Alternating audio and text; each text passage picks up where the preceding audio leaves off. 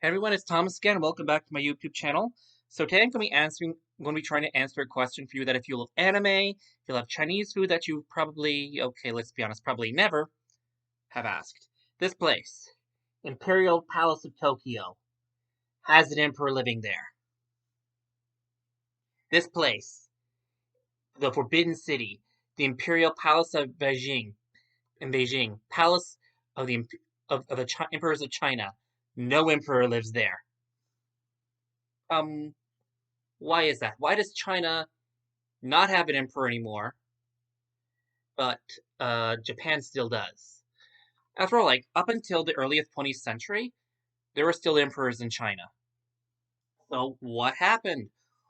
What happened? It's not. So let's compare these two countries. First of all, they have a lot in common. Like they both pursued isolationist policies in the past. Both have a long history of a monarchy that was central to their cultural and religious beliefs. Yet, looking at it, I'm looking at taking a course on it, looking at some Chinese history, and just noticing a few things that are actually different. I can see why Japan kept its monarchy into the modern era, but China did not. So let's look at a few of those differences.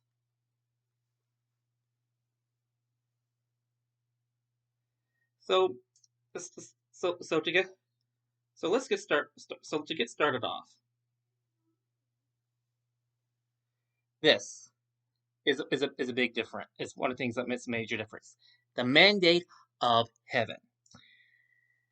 China has had numerous dynasties throughout its history that are completely unrelated.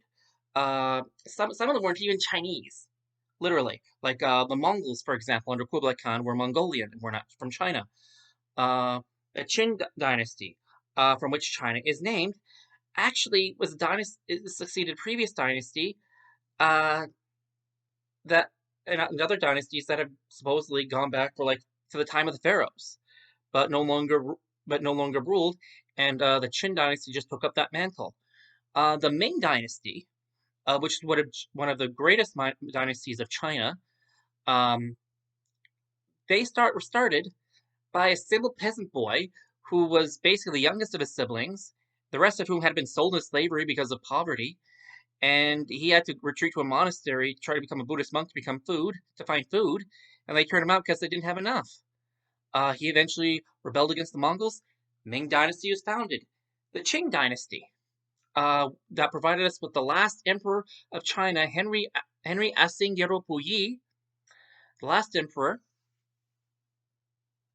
Basically, if you want to know what he looks like, let me see if we can just pull up. That's him, the last emperor of China, Henry Puyi. He was Qing. He was the Qing dynasty, the last emperor of the Qing dynasty. Uh, Japan, 2,000 years, has not had any dynastic change at all. They have the longest surviving royal house in all of history. Not maybe not all of his, uh, at least continuous that I'm aware of. I'm not aware of any other royal family that has been on the throne continuously for as long as the Yamamoto dynasty. They have extreme longevity. So while China has a history of changing up dynasties and changing things up, Japan really doesn't. So that's one thing going for it. There's just a long tradition of China anyway, of dynasties being changed and overthrown when they lose the mandate of heaven, i.e., they become confident, can't rule anymore. We toss them out. Japan has historically just kept its monarchy, but that kind of raises more questions than it answers. Okay, there's longevity. Isn't that cultural precedent there? That is kind of an answer. This is just what China does. They've done it for a long time. But why is that? What's so different? Okay, that leads that needs to leads to the next question. Uh, the precedent for absolute versus non-absolute rule. So in Imperial China, the emperor was the emperor. He did he actually ruled, had a lot of actual power. Um, power. This actual power. Now, this guy didn't. I'm gonna explain. This guy really didn't. I'm gonna explain why he didn't have a lot of power, and that kind of ties into why his dynasty collapsed. Most Chinese emperors, he didn't mess with them uh, pretty well. That being, in Japan, it was kind of a different story. This guy, Emperor of Japan, known as the Meiji Emperor, under him, what was known as the Meiji Restoration took place. So, did that actually mean? The emperors, up to his point, basically had little to no political power. Like since the Fujiwara clan, apologize if you're Japanese and watching, I'm probably mispronouncing that. Centuries beforehand, the emperors did have power, but that clan intermarried a lot with the emperors, and like they continually married into that clan. And the Fujiwara cousins of the emperor were the actually ones pulling the strings and the power behind the throne. The emperors tried to push back against it, but the oligarchy just kept on controlling everything. And even though when they got rid of the Fujiwaras, another person took over the emperor and started controlling him from behind the scenes. And this went on for centuries until the late 19th century, when the Meiji Restoration took place. So while the so in China, emperors rule. Oh, you do make a poor decision, we topple you. New dynasty rule. Emperors of Japan rule. Or kind of being controlled. Other person actually rules. He rules. Collapse. New power behind throne. Collapse. New power behind the throne. While the Yamamoto dynasty, I've heard it's. I remember seeing another YouTube video on the matter, said they were kind of unremarkable. For the most part, there were attempts previously by emperors of Japan to assert power. However, this did not often work. So when the 20th century came around, and there were attempts at the emperor by the emperors of by some Chinese politicians to have a constitutional monarchy. There really wasn't all that much precedent in China for such a thing, and it was really very contrary it was very contrary to how things have been done in China. While in, say, Japan, they have oligarchies and like things that limited the emperor's power for centuries by that point. And it wasn't really all that much of a shakeup. In fact, the constitutional monarchy arguably gave the emperor even more power than he already had. So it really wasn't that much. Probably that much wasn't that much of a shocker to the Japanese system as it was to the Chinese one. Also, there was another matter. This one's probably shocker if you don't know a lot about China. So this guy, main ethnic group of the Japanese, Emperor of Japan. This guy, not, I repeat, not Han Chinese. The Qing Dynasty had been for like 300 years on the throne of China, but they were not ethnic Han Chinese. They were part of a country that had been independent, more or less separate or independent from China, known as the Manchus, and they had come in with the collapse of the Ming Dynasty and taken over. And they ruled as foreign rulers, and right up until this guy took the throne, up until that very point, the people of China did not consider them Chinese. So the Emperor of China, when they were trying to bring constitutional monarchy to China, was not seen as someone who represented the Chinese people any more than anyone else could. They just were a bunch of foreigners. They're best considered a bunch of foreigners with a lot of power.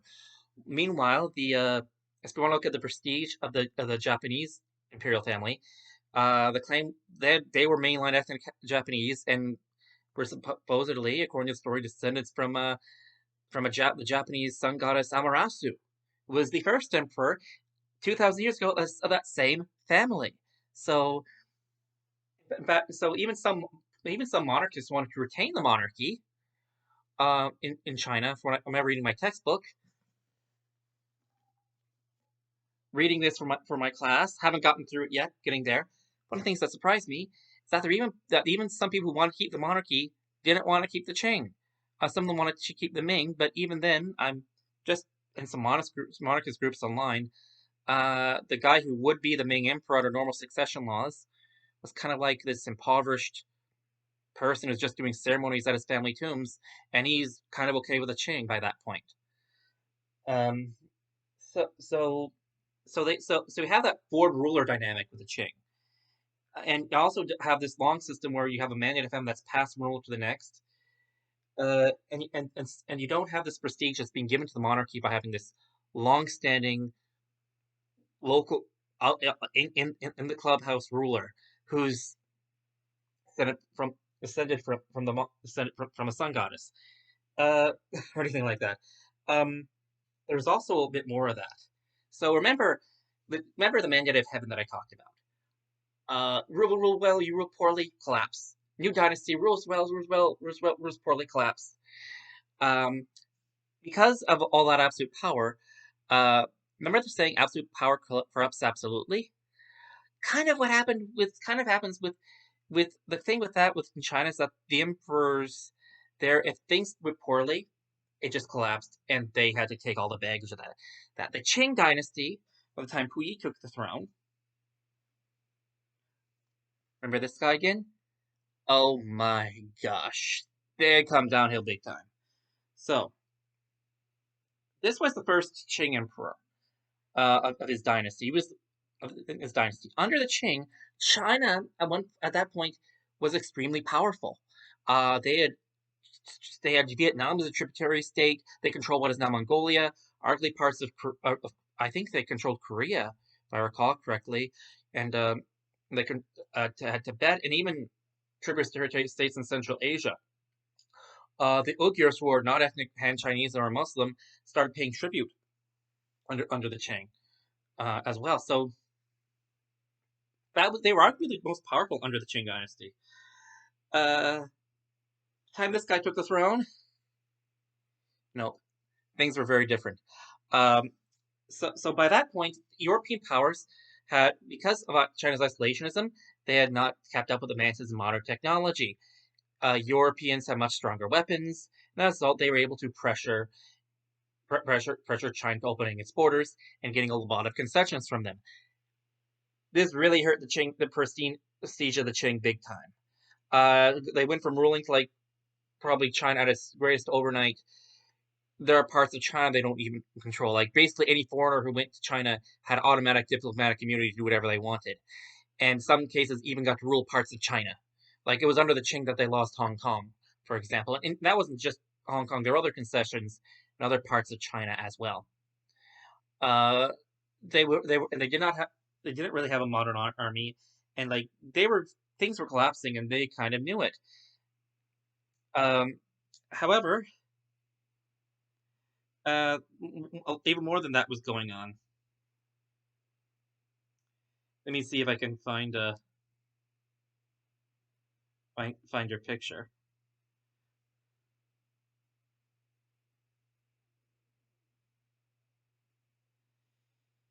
Can't find it, but there was a woman her name was the Dowager Empress. Found her. This woman, the Dowager Empress Z. I'm going to be honest with you. Personally, I really blame her big time for the final downfall of the Qing. It was already weak when she took over, but under her, the emperor, I think it was her son who tried to like some modernizations. Like we're just talking like a few modern weapons and stuff like that for the army. Nothing huge or substantial that we barely consider modernization. She cracked down big time. Wouldn't have anything to do with it. Nothing. She didn't want railways in the country. She didn't want anything at all. And she even took her husband, took her. I think it was. I heard it alleged. According in my class, I heard it alleged that she may have murdered her husband, and then controlled her son, and basically ruled. So the Qing emperors, weren't even ruling more. There was an oligarchy that was running the country that was ultra conservative. When I mean conservative, I don't mean like, oh, let's preserve tradition. I mean they're outright Luddites. They did not want. It was argued that they did not want. I think my text. I forget it was my textbook or Wikipedia. I know Wikipedia. Forgive me. Um, it said that she did not want ch- railways because it might disturb the Qing family tombs and upset the ancestors. She was not. She was so basically under her. There was already this oligarchy under a system where if you aren't actually ruling, you've already lost the mandate of heaven. So and but and so when this guy took off the throne, this was not a picture of him while he was emperor of China. This is while he was an emperor of Manchukuo, when he was basically a puppet of the Japanese in Manchuria.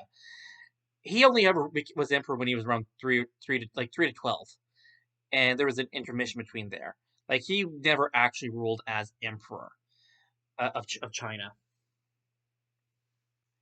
So with that, so you have all this baggage in oligarchy uh, that's been going on, and because of the system, the Qing they keep on all this baggage for corruption and everything.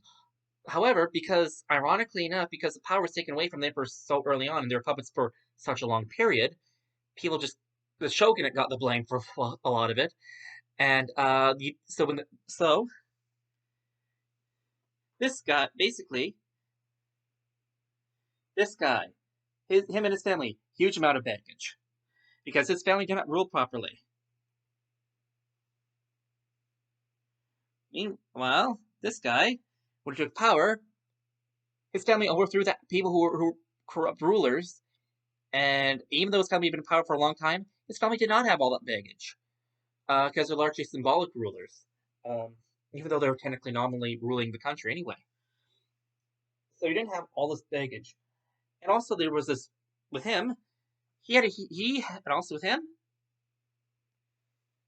huge willingness to modernize right away. Um, he is the one. He was him who brought in the imperial diet of Japan, uh, which is still going on today, and he modernized the army. If I recall correctly, he limited some of the powers of some of the nobles and the samurai, and he really brought it into the modern era, Japan into the modern era. Also, another thing with about the Chinese emperors is, and has to do with geography to an extent. China is huge, much bigger than Japan. They kept in their forbidden, and this also the emperor stayed in the forbidden city, and his advisors told him what to do. He didn't really have real world experience, and also like Hong Kong, everything else was extremely far away. Japan is much smaller, um, so the people who were actually running the country, remember, the emperor is actually running the country, and he's isolated, doesn't know what's going on. The shoguns, even though they're corrupt, even though they're deposed, they have more to work with because and probably better information because the emperor of Japan has shorter lines of communication to get. And he's probably got better information than about what's going on in the wider world. Just my personal opinion, because of geography, than the Emperor of China did, simply because of distance. Even though I think there is this probably that mystique around with the Emperor of Japan as well. I have to admit I'm not as familiar with like how the Emperor of Japan lived prior to the Restoration as far as the Qing Emperor. So those are just some thoughts on why, in my opinion, Japan has emperors today. Their ability to adapt, uh, their long-standing history and prestige as insiders of Japan, their ability to work to survive not just as constitutional monarchs for long periods of history, rather than have absolute rule. Their the lack of baggage they had from previous government corruption in previous generations, and their willingness to modernize, while the Qing had the mandate of heaven, where there was a precedent of disposing dynasties in the past. They were foreigners. Um, they clung to absolute power, even when they probably a long time ago should have been letting other people have a say in the show well beyond what they should have. Um, should have. Um, and they were largely unwilling to modernize. So anyway, those are just some reasons why I think that why the Qing collapsed, while the Yamamotos are still here. So anyway, God bless you all and stay safe, everyone.